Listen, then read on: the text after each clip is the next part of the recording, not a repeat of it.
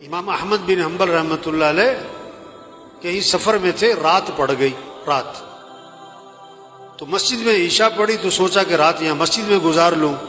مسجد والوں نے کہا بھی ہم نے مسجد بند کرنی ہے، سب باہر نکل جائیں۔ انہوں نے کہا بھی میں مسافر آدمی ہوں، رات گزارنی ہے۔ اپنا تعارف نہیں کروایا میں کون ہوں۔ انہوں نے کہا نہیں جی یہاں اجازت نہیں ہے۔ تو ایک آدمی وہ تندور پہ روٹی بناتا تھا، پکاتا تھا، تو اس نے دیکھا کہ کوئی بزرگ آدمی ہے۔ انہوں نے کہا آپ میرے ساتھ چلیں، میرے ساتھ رہیں آپ۔ وہ ساتھ لے گیا۔ اب اس کا چونکہ تندور کا کام آٹا گوندھ رہا ہے، استغفر اللہ استغفر اللہ استغفر اللہ، روٹی پکا رہا ہے، استغفر اللہ استغفر اللہ، اٹھ رہا ہے، بیٹھ رہا ہے، استغفر اللہ استغفار کی کثرت کر رہا ہے۔ اب امام صاحب بڑے حیران ہوئے کہ یہ بڑا عجیب آدمی، بہت استغفار کر رہا ہے، اس کی زبان پہ استغفار ہی استغفار۔ اس سے پوچھا بھائی یہ تم نے استغفار بہت کیا، کیا اس کے کیا فائدے دیکھے؟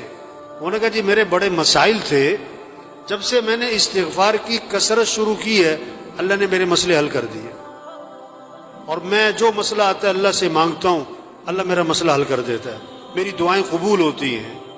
استغفار کی میں نے یہ فائدہ دیکھا، میری دعائیں بڑی قبول ہوتی، میری ساری دعائیں قبول ہوئی، ایک دعا ابھی تک قبول نہیں ہوئی، باقی ساری قبول ہو گئی۔ وہ کون سی نہیں ہوئی بھائی؟ کہ میں نے نام سنا ہے کوئی امام احمد بن حنبل، بڑے اللہ والے، کوئی بزرگ آدمی ہے، میں نے اللہ سے دعا مانگی کہ اللہ میری کبھی ان سے زیارت ملاقات تو کروا دے، میں ان کی زیارت کرنا چاہتا ہوں، یہ میں نے دعا مانگی، یہ ابھی تک قبول نہیں ہوئی، باقی ساری قبول ہو گئی ہیں۔ امام صاحب نے کہا اللہ کے بندے تیری وہ دعا بھی قبول ہو گئی، میں جو تیرے سامنے بیٹھ رہا ہوں احمد بن حنبل ہی بیٹھا ہوں میں تیرے سامنے، اور مجھے لگتا یہ ہے یہ استغفار کی جو تیری کثرت ہے نا یہی مجھے کھینچ کے یہاں پر لے کر آئی ہے۔ ایک صحابی نکلے اور زور سے کہہ رہے ہیں واہ ذنوبا واہ ذنوبا، ہائے میرے گناہ، ہائے میرے گناہ، میں تو